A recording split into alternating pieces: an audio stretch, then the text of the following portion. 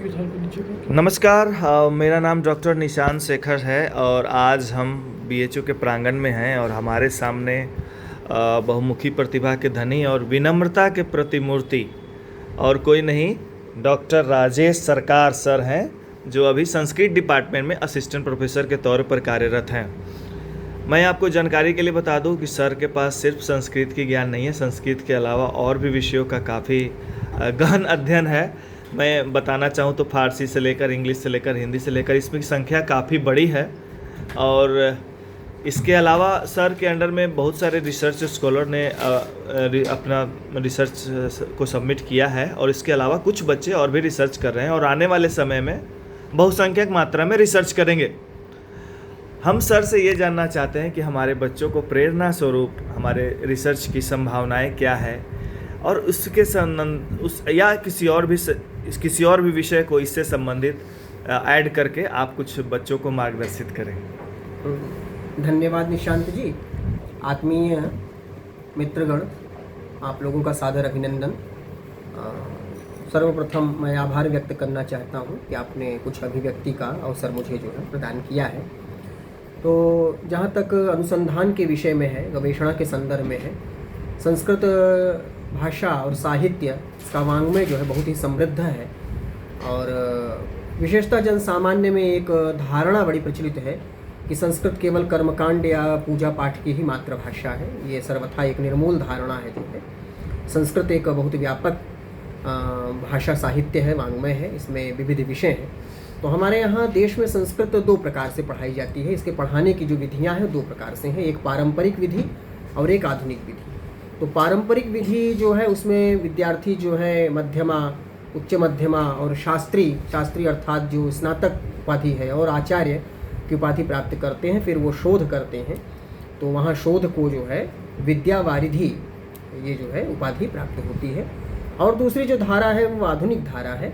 तो बच्चे जो है 10+2 और जो है क्या कहते हैं, फिर स्नातक में जो है क्या कहते हैं संस्कृत को लेते हैं, जो कि अब 4 वर्ष का लगभग पाठ्यक्रम हो चुका है, जो है राष्ट्रीय शिक्षा जो नीति आई हुई है। और परास्नातक जो है एमए और फिर वो पीएचडी या डीफिल, जिसको कहीं कहीं डीफिल भी कहते हैं, वो करते हैं।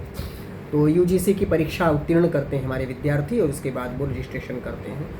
तो शोध की अपार संभावनाएं संस्कृत में है और संस्कृत चूँकि एक ऐसा विषय है जिसमें विविध प्रकार के जो है प्रस्थान और विषय पाए जाते हैं। इसमें कई प्रकार के स्पेशलाइजेशन होते हैं। स्पेशलाइजेशन विशिष्टता होती है, जैसे साहित्य है हमारे यहाँ, वैदिक अध्ययन है, व्याकरण है, दर्शन है, दर्शन में भारतीय दर्शन है, भारतीय दर्शन के में विभिन्न जो है दर्शन है, 6 आस्तिक दर्शन है, 3 नास्तिक दर्शन है।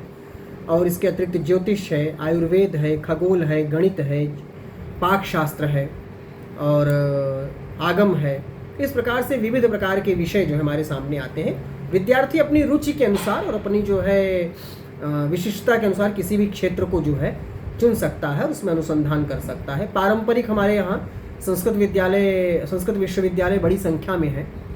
मुख्य रूप से राष्ट्रीय संस्कृत संस्थान जो पहले था, जो अब केंद्रीय संस्कृत विश्वविद्यालय के नाम से उसका केंद्रीय जो है दर्जा जो है उसको दिया गया है, वो विश्वविद्यालय है। उसके काफ़ी अनेक जो है परिसर हैं, कैंपस हैं देश भर में, लखनऊ में, आपके केरल में, इसके अतिरिक्त जो है क्या कहते हैं और भी राज्यों में, कश्मीर में, हिमाचल में।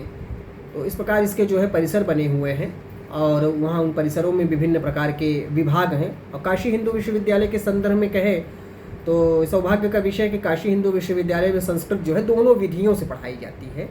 पारंपरिक अध्ययन का भी केंद्र यहाँ पर है, जो संस्कृत विद्या धर्म विज्ञान संकाय के नाम से है, जहाँ आपको शास्त्री और आचार्य की उपाधि प्रदान की जाती है। दूसरा कला संकाय में संस्कृत विभाग है, जहाँ पर जो है स्नातक और जो है परास्नातक की उपाधि प्राप्त होती है। और 4 प्रकार के स्पेशलाइजेशन है, जिसमें व्याकरण है, वेद है, साहित्य है, दर्शन है।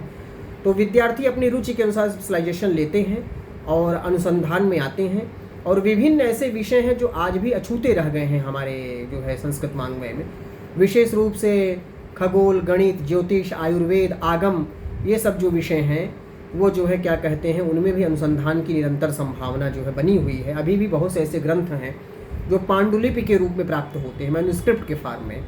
और राष्ट्रीय पांडुलिपि मिशन बहुत जो है इस पर जो है बल दे रहा है और पांडुलिपियाँ एकत्रित कर रहा है। विद्यार्थी कोई पांडुलिपि भी जो है चयनित करके उसका संपादन कर सकते हैं और उसका जो है जो क्रिटिसिज्म है, जो विश्लेषणात्मक अध्ययन है, उसको कर सकते हैं। इस माध्यम से वो शोध को एक नई गति और दिशा दे सकते हैं। अभी मैं एक छोटी सी जानकारी आप लोगों को देना चाहूँगा। जैसे हमारे यहाँ पाकशास्त्र ही है, रेसिपी की पुस्तक जो है, तो एक कई ग्रंथ ऐसे 15वीं शताब्दी में, 16वीं शताब्दी में, जैसे मैं एक ग्रंथ आपको बताऊं जो है क्षेम कुतूहलम नाम का एक ग्रंथ लिखा गया, जो विभिन्न प्रकार के आमिष और निरामिष भोजन बनाने की विधि उसमें बताई गई है। उस पर बहुत अनुसंधान ऐसा नहीं हुआ है। कई ऐसे खगोल के ग्रंथ हैं, धर्मशास्त्र के ग्रंथ हैं, ज्योतिष के ग्रंथ हैं, जो अभी भी पांडुलिपि के रूप में प्राप्त होते हैं। यदि विद्यार्थी उनको चयनित करें और उसको अनुसंधान करें तो उनको जो है अच्छा अनुसंधान करेंगे और समाज को और देश को कोई एक नई चीज़ वो दे सकेंगे और स्वयं को भी वो स्थापित कर सकेंगे।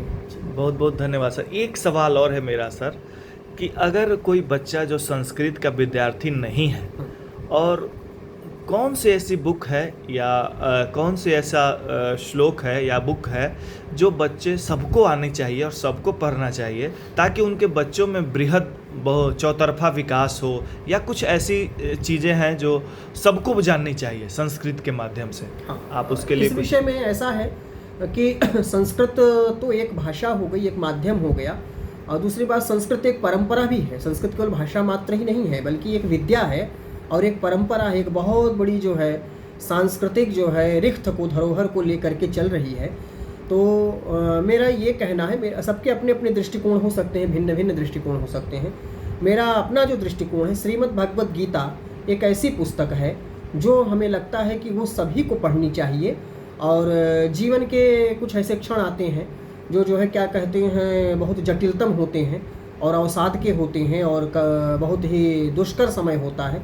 उस समय में अगर कोई आपको संबल प्रदान कर सकता है, मुझे लगता है कि ये पुस्तक बहुत ही, ये ग्रंथ बहुत ही उपयोगी है। और इसे हर भारतीय को जो है यह ग्रंथ जो है किसी धर्म विशेष, जाति विशेष, संप्रदाय विशेष या जो है क्षेत्र विशेष का नहीं है, प्रत्युत ये संपूर्ण समग्र भारतीयों की अपनी जो है संपदा है, ज्ञान संपदा है। इसका अध्ययन करना चाहिए। मैं एक श्लोक उद्धृत करूँगा जिसको हमारे संस्थापक पूज्य महामना बहुत पढ़ा करते थे। वो गीता का श्लोक है जो है कि उसमें कहते थे कि उद्धरेदात्मनात्मानम न आत्मानम अवसादएत, कि व्यक्ति को अपने से अपना उद्धार करना चाहिए और कभी अवसाद में नहीं जाना चाहिए। कितने पहले ये बात कह रहा है, आत्मैव आत्मनः बंधुर आत्मैव रिपुरात्मनः, क्योंकि व्यक्ति आप ही अपना मित्र है और आप ही अपना शत्रु है, इसलिए कभी अवसाद नहीं करना चाहिए। इसलिए मेरा युवा वर्ग को विशेष रूप से ये संदेश है कि वो भगवत गीता का जो है नियमित अनुशीलन करें। बड़े बड़े महापुरुषों ने, हमारे महात्मा गांधी से लेकर के लोकमान्य बाल गंगाधर तिलक ने, विनोबा भावे से लेकर के सर्वपल्ली राधाकृष्णन ने गीता का गंभीर अध्ययन किया है, उसका अपना जो है व्याख्या और विश्लेषण किया है। इसलिए यह जो है ग्रंथ आप सभी के लिए बहुत उपयोगी है। वाह, अपनी समस्या को अपने से ही समाधान कर सकते हैं। आज का मोटिवेशन हमें मिल गया। बहुत बहुत धन्यवाद सर। आपसे फिर से मुलाकात होगी। इस तरह के अगर कुछ जानकारी चाहते हैं तो हमारे चैनल को सब्सक्राइब करें, लाइक करें। बहुत बहुत धन्यवाद सर। धन्यवाद।